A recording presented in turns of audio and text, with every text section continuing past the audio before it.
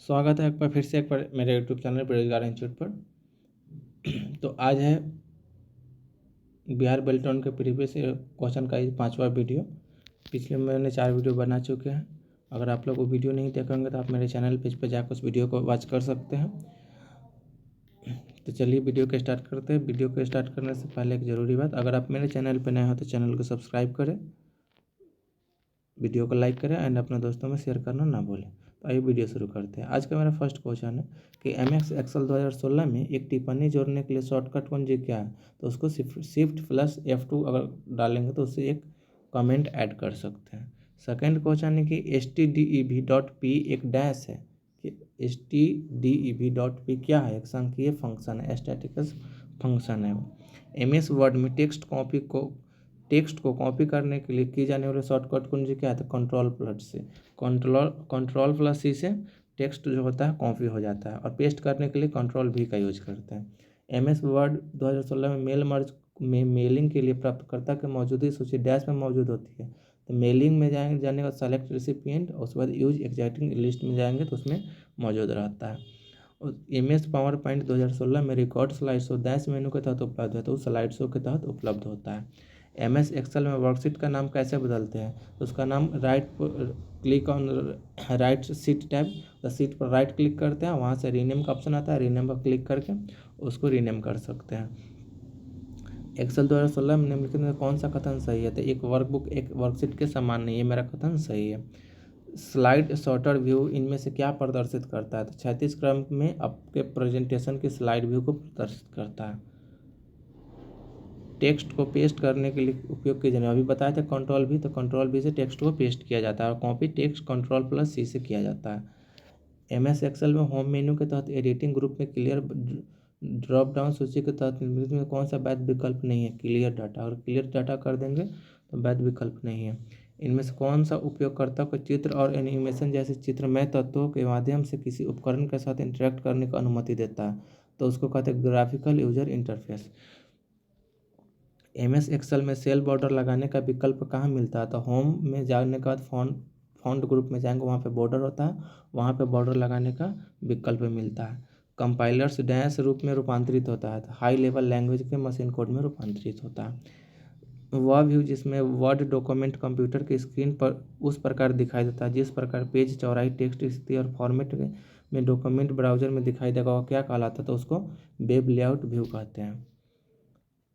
आप 19/12/2019 को MS Excel worksheet में फंक्शन डालें। आप अगले दिन वर्कशीट खोलेंगे तो आउटपुट क्या होगा, तो आउटपुट 19/11/2019 नहीं सॉरी 20/12/2019 होगा, 20/12/2019। डैश सेल में मर्ज के लिए एनवेलप एक डिफ़ॉल्ट दस्तावेज का प्रकार नहीं है। एमएस वर्ड जो है एक विशेष डिफ़ॉल्ट दस्तावेज का प्रकार नहीं है। आप विंडोज एक्सपी में एक नया फोल्डर कैसे बनाते हैं, तो राइट क्लिक करते हैं ऑन एरिया और उसमें न्यू फोल्डर, न्यू में जाते हैं, न्यू का फोल्डर में चल जाते हैं। एक्टिव एक्स द्वारा डैश शुरू की गई तकनीक है, माइक्रोसॉफ्ट जो है एक्टिव एक्स द्वारा शुरू की गई तकनीक है। कंप्यूटर के भौतिक उपकरणों को क्या कहा जाता है, तो उसको हार्डवेयर कहते हैं, जिसको हम छू सकते हैं। भौतिक उपकरण जिसको हम छू सकते हैं उसको हार्डवेयर कहते हैं। सॉफ्टवेयर पैकेज प्रोग्राम का वह समूह जो डैश का समाधान करता है, विशिष्ट समस्या का समाधान या कार्य करता है। लेआउट्स रिबन में डैश टैब के अंदर मौजूद होता है, तो होम जो होता है टैब के अंदर मौजूद होता है। चयनित अक्षर को सबस्क्रिप्ट बनाने के लिए शॉर्टकट कुंजी क्या है, तो कंट्रोल प्लस इक्वल टू उसको चयनित कर सकते हैं। एमएस वर्ड में आउटलाइन व्यू क्या है, तो कंटेंट को बुकलेट पॉइंट्स के रूप में दिखाया जाता है, उसको आउटलाइन व्यू कहते हैं। वर्ल्ड वाइड वेब का आविष्कार किसने किया था, टिम वर्नर्स ली ने वर्ल्ड वाइड वेब WWW का आविष्कार टिम वर्नर्स ली ने किया था। मेल मर्ज विकल्प एमएस वर्ड दस्तावेज के डैश टैब में मौजूद होता है, मेलिंग्स में मौजूद होता है। वॉन न्यूमैन कंप्यूटर सिस्टम में इनमें से किसका उपयोग होता था, संग्रहित प्रोग्राम सिद्धांत का उपयोग होता है। एमएस पावर पॉइंट 2016 में निम्नलिखित में कौन सा पेज ड्रॉपडाउन सूची के तहत वैध विकल्प नहीं है, तो यूज न्यू फॉर्मेटिंग वह वैध विकल्प नहीं है। निम्नलिखित में से किसमें कंप्यूटरों के बीच नेटवर्किंग की सुविधा मौजूद नहीं था, विंडोज 3.1 में। निम्नलिखित में से कौन सूचना अस्थायी रूप से स्टोर कर सकता है, तो उसको एस रैम कहते हैं, उसको सूचना स्टोर करता है। एमएस वर्ड में इंडेंट के पैराग्राफ को बढ़ाने के लिए शॉर्टकट कुंजी कौन सी है, तो कंट्रोल प्लस एम है, कंट्रोल प्लस एम से शॉर्ट इंडेंट के पैराग्राफ को बढ़ा सकते हैं। निम्नलिखित में से कौन सा पेज मार्जिन का एक प्रकार था? शीर्ष जो होता है मार्जिन का एक प्रकार होता है। आप एक्सेल वर्कशीट में आप एक्सेल वर्कशीट में 3 कॉलम में कुछ शीर्षक बनाना चाहते हैं, आप ऐसा कैसे कर सकते हैं? तो 3 क्रमांकित सेल को सेलेक्ट करके फिर मेल मर्ज का विकल्प चुनो, वहाँ से कर सकते हैं।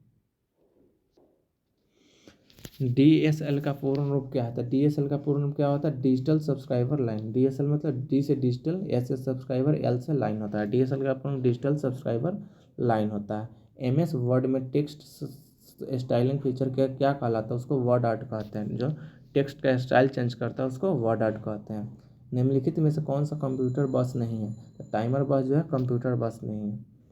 निम्नलिखित में से कौन सा पूर्णतया ऑब्जेक्ट ओरिएंटेड कंप्यूटर लैंग्वेज है? तो C++ जो है पूर्णतया ऑब्जेक्ट ओरिएंटेड कंप्यूटर लैंग्वेज है। आमतौर पर डेस्कटॉप पर आइकन जो किसी फाइल या फोल्डर में रिडायरेक्ट करता है उसे डैश कहा जाता है, उसको शॉर्टकट कहा जाता है।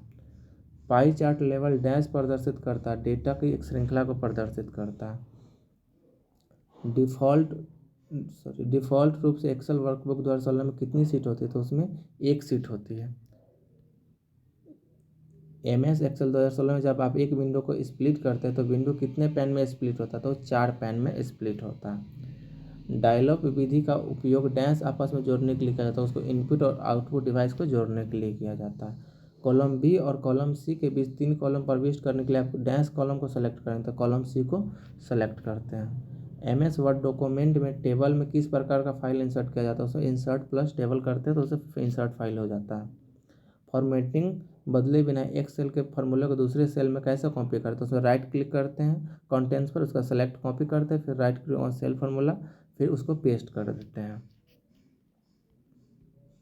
MS पावर पॉइंट 2016 में आप टिप्पणियों के फलकों को डैश मेनू से दिखाई दे सकते हैं, तो रिव्यू मेनू से उसको फिर से देखा जा सकता है। MS एक्सेल 2016 में स्मार्ट आर्ट रिबन में किस टैब के अंतर्गत मौजूद होता है? इंसर्ट टैब के अंदर स्मार्ट आर्ट रिबन मौजूद होता है।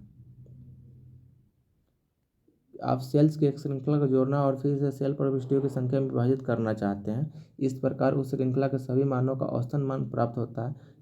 इसके लिए किस फंक्शन का उपयोग किया जाना चाहिए? तो उसके लिए एवरेज फंक्शन का उपयोग किया जाना चाहिए।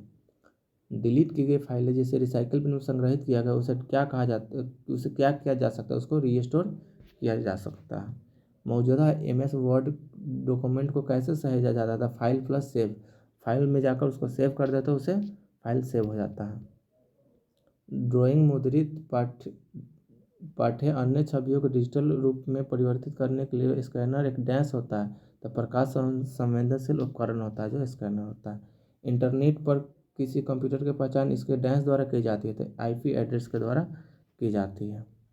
एक्सेल की कौन सी सुविधा स्वचालित रूप से किसी अन्य सेल या रेंज के डेटा से सेल्स की वो भरती है या डेटा को श्रृंखला यानी खाली करती है? उसको क्या कहते हैं? ऑटो फिल कहते हैं। किसी वर्कशीट में सेलेक्ट की गई सेल के अधिकतम डैश तक जूम किया जा सकता है, 4 तक जूम किया जा सकता है। TCP का पूर्ण रूप क्या होता है? T से ट्रांसमिशन, C से कंट्रोल, P से प्रोटोकॉल। ट्रांसमिशन कंट्रोल प्रोटोकॉल होता है TCP का फुल फॉर्म। निम्नलिखित में से कौन सा एक्सेल विंडो के शीर्ष के पास स्थित वह बार है जहां आप सेल प्रविष्टियां दर्ज या एडिट कर सकते हैं? उसको फार्मूला बार कहते हैं। स्प्लिट विंडो को विभाजित करने या हटाने के लिए शॉर्टकट कुंजी क्या है? तो alt plus control plus S है, वहाँ से उसको हटा सकते हैं। MS वर्ड 2016 में मेल मर्ज स्टार्ट करने के लिए एनवेलप कैसे बनाया जाता है? तो मेलिंग में जाते हैं, उसका बाद स्टाइल मेल मर्ज, फिर एनवेलप, फिर सेलेक्ट साइज में जाते हैं, उसका बाद ओके कर देते हैं, वहाँ से मेरा एनवेलप तैयार हो जाता है। सूत्र इस टाइम 2:23:34 आउटपुट क्या होगा? तो 0.9955 होगा उसका आउटपुट। निम्नलिखित में से कौन सा एक पंक्ति और एक स्तंभ को प्रतिच्छेदन करता है? सेल जो उसमें रो भी होता है और कॉलम भी होता है। आज का लास्ट क्वेश्चन है MS एक्सेल 2016 में ऑटो सेव रिबन में किस टैब के अंतर्गत मौजूद होता है? तो उसको इंसर्ट टैब, अभी पहले भी आया था, कौन सा टैब होता है? Insert tab. वीडियो कैसा लगा कमेंट करके ज़रूर बताएं और लाइक सब्सक्राइब शेयर करना ना भूलें। Thank you.